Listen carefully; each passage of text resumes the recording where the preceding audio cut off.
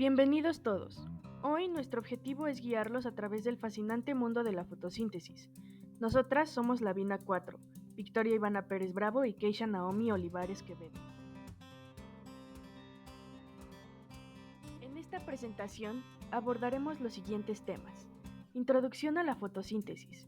¿Qué es la fotosíntesis? Los organismos fotosintéticos, los cloroplastos, pigmentos fotosintéticos, la conversión de energía, los productos de la fotosíntesis, aprovechamiento de la fotosíntesis por los organismos, la conclusión y la bibliografía.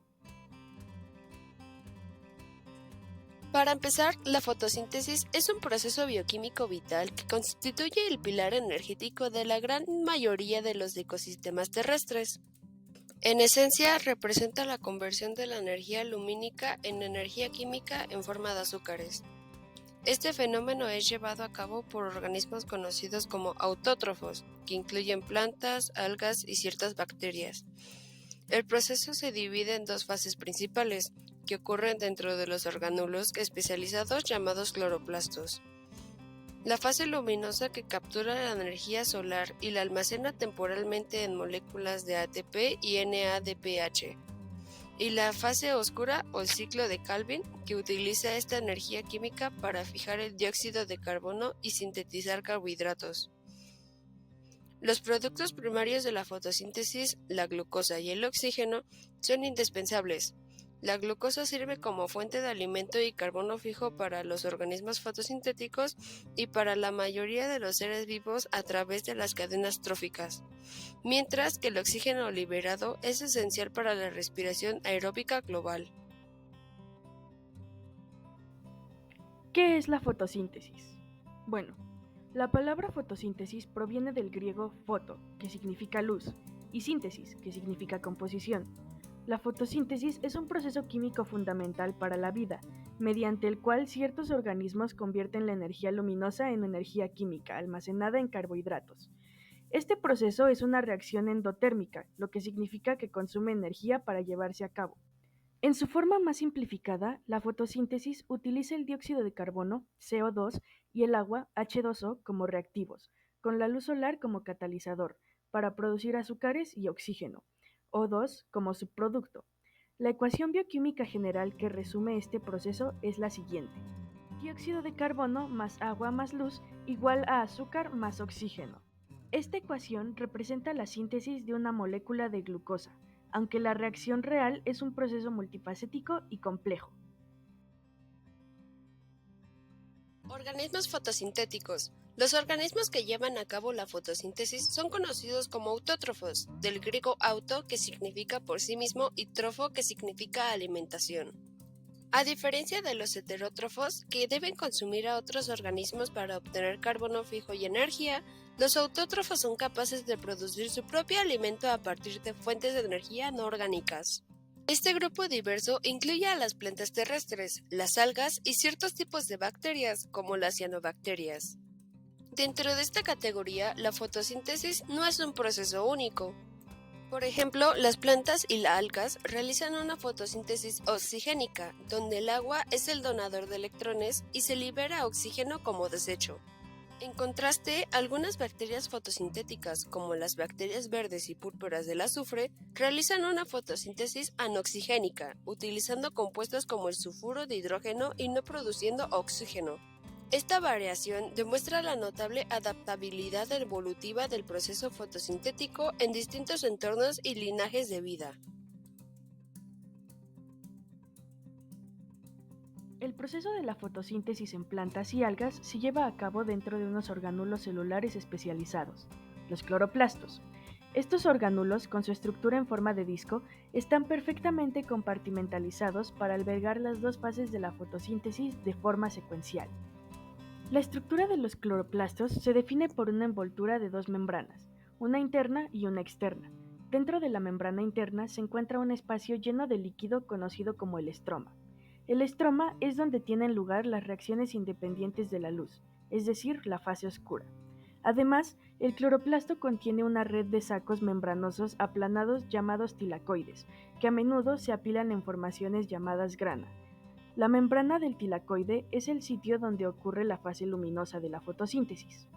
La existencia de orgánulos con su propio ADN y ribosomas, como los cloroplastos y las mitocondrias, es uno de los pilares de la teoría endosimbiótica. Esta hipótesis postula que estos orgánulos se originaron a partir de bacterias fotosintéticas y aerobias que fueron fagocitadas por células eucariotas ancestrales, estableciendo una relación simbiótica. Con el tiempo, estos organismos intracelulares evolucionaron hasta convertirse en los cloroplastos y mitocondrias que conocemos hoy. Esta integración fue un paso evolutivo crucial que permitió a las células eucariotas acceder a la energía de la luz. Pigmentos fotosintéticos. Para que la fotosíntesis comience, la energía de la luz debe ser capturada, una tarea que realizan los pigmentos fotosintéticos. Estas moléculas se encuentran en las membranas de los tilacoides. El pigmento más importante es la clorofila A, que es esencial para el proceso fotosintético en todas las plantas, algas y cianobacterias. Existen otros pigmentos llamados accesorios que amplían el espectro de la luz que el organismo puede absorber. Estos incluyen la clorofila B y los carotenoides, que se clasifican en carotenos, rojos y naranjas, y xantofilas, amarillos. Los organismos fotosintéticos reflejan la luz en la región verde del espectro electromagnético, lo que da a las hojas su color característico. Una función menos conocida de los carotenoides es su papel como un mecanismo de fotoprotección.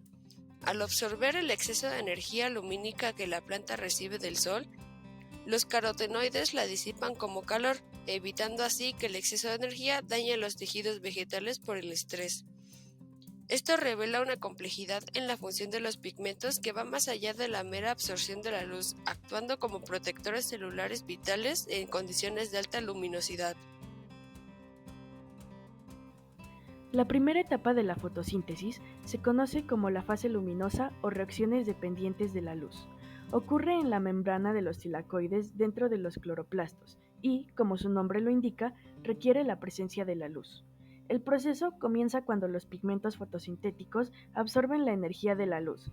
Esta energía se utiliza para romper las moléculas de agua, H2O, en un proceso llamado fotólisis. La fotólisis del agua produce protones, electrones y crucialmente libera oxígeno como subproducto. La energía de los electrones liberados se canaliza a través de una cadena de transporte de electrones en la membrana del tilacoide, impulsando la síntesis de dos moléculas de alta energía, el trifosfato de adenosina, ATP, y el fosfato de nicotinamida adenina dinucleótido, NADPH. El ATP es una molécula que almacena energía en sus enlaces fosfato de alta energía y se conoce como la moneda energética principal de la célula. Por otro lado, el NADPH es un transportador de electrones que almacena poder reductor. Ambas moléculas son cruciales para la siguiente fase del proceso, la fase oscura. La segunda etapa de la fotosíntesis es conocida como la fase oscura o ciclo de Calvin. A pesar de su nombre, no requiere de la luz solar directamente, pero es completamente dependiente de los productos energéticos generados en la fase luminosa. Este producto ocurre en el estroma del cloroplasto. El nombre fase oscura es en cierta medida engañoso, ya que si bien las reacciones no necesitan fotones de luz para funcionar, algunas de las enzimas implicadas se activan indirectamente por la luz, y el NADPH es una molécula de corta duración. Esto significa que el ciclo de Calvin no puede ocurrir durante la noche, sino que se lleva a cabo en presencia de la luz para garantizar un suministro constante de ATP y NADPH. El ciclo de Calvin es un proceso cíclico de tres etapas principales que utiliza el dióxido de carbono para sintetizar azúcares. La primera etapa es la fijación del carbono.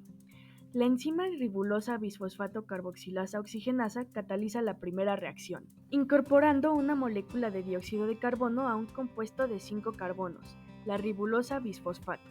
Esta es la fijación del carbono, el paso fundamental para integrar el carbono inorgánico en una molécula orgánica.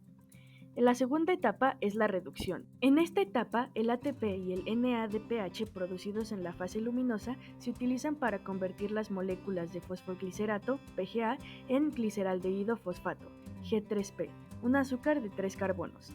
El NADPH actúa como un agente reductor al donar sus electrones. La tercera etapa es la regeneración. La mayoría de las moléculas de G3P se reciclan para regenerar la RuBP, lo que permite que el ciclo continúe. Este proceso de regeneración también requiere el uso de ATP. Un punto de notable precisión es que el producto directo del ciclo de Calvin no es la glucosa, como a menudo se simplifica en la ecuación general. El verdadero producto es una molécula de 3 carbonos, el G3P. Se necesitan 2 moléculas de G3P para sintetizar una molécula de glucosa. Por lo tanto, se requieren 6 vueltas completas del ciclo de Calvin para producir una molécula de glucosa. Productos de la fotosíntesis. Los dos productos principales de la fotosíntesis son la glucosa y el oxígeno. Cada uno desempeña un papel esencial, tanto para el organismo que lo produce como para el resto del ecosistema. La glucosa y otros carbohidratos. La glucosa C6H12O6 es una molécula de energía crucial para los organismos fotosintéticos. Sirve como combustible inmediato para la respiración celular en la propia célula de la planta para generar ATP. O puede ser utilizada como el bloque de construcción de otras moléculas orgánicas.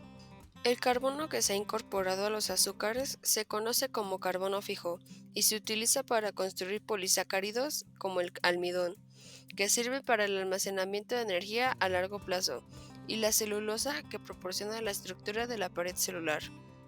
Una vez sintetizada, la glucosa se transporta como savia elaborada a través de los tubos de floema a todas las partes de la planta para su uso o almacenamiento. El oxígeno. El oxígeno 0,2, liberado en la fase luminosa, es considerado un subproducto para la planta. Sin embargo, para la mayoría de los demás organismos aeróbicos es un recurso indispensable para la vida. Su liberación en la atmósfera y el agua es un motor fundamental para la respiración de animales y otros organismos. El aprovechamiento de la fotosíntesis por los organismos. Organismos heterótrofos. Los organismos heterótrofos, como animales, hongos y muchos protistas y procariontes, no pueden producir su propia energía a partir de la luz. Deben obtener el carbono fijo y la energía consumiendo a los organismos fotosintéticos u a otros heterótrofos. La energía química almacenada en la glucosa se libera a través de la respiración celular, un proceso que utiliza el oxígeno para descomponer los azúcares y producir ATP, la molécula que alimenta las funciones celulares inmediatas. Oxígeno. El oxígeno liberado durante la fotosíntesis es vital para la supervivencia de casi todos los organismos en la Tierra. Durante la respiración celular, el oxígeno actúa como el aceptor final de electrones, un paso crítico para la producción eficiente de las grandes cantidades de ATP a partir de los alimentos. Sociedad humana. Más allá de la cadena alimentaria, los productos de la fotosíntesis son aprovechados por la sociedad humana de diversas maneras. Las plantas y los árboles sirven como materia prima para materiales de la construcción como la madera y el bambú, así como para la fabricación de papel. Además, muchos químicos extraídos de las plantas se utilizan en la producción de una amplia variedad de productos farmacéuticos. La energía almacenada en la biomasa también puede ser liberada a través de la combustión para generar energía. En conclusión, la fotosíntesis es un proceso biológico y químico de una complejidad y escala extraordinarias. Los productos de este proceso no solo sustentan directamente a los organismos fotosintéticos, sino que también forman la base de la cadena alimentaria. La regulación de los ciclos globales del carbono y el oxígeno por la fotosíntesis destaca su papel fundamental en el mantenimiento de la composición atmosférica y del clima. Este proceso no es simplemente una reacción biológica, es el fundamento de un equilibrio ecosistémico global. Eso sería todo para nuestra presentación y agradecemos su atención al video. Para terminar, dejaremos las fuentes bibliográficas.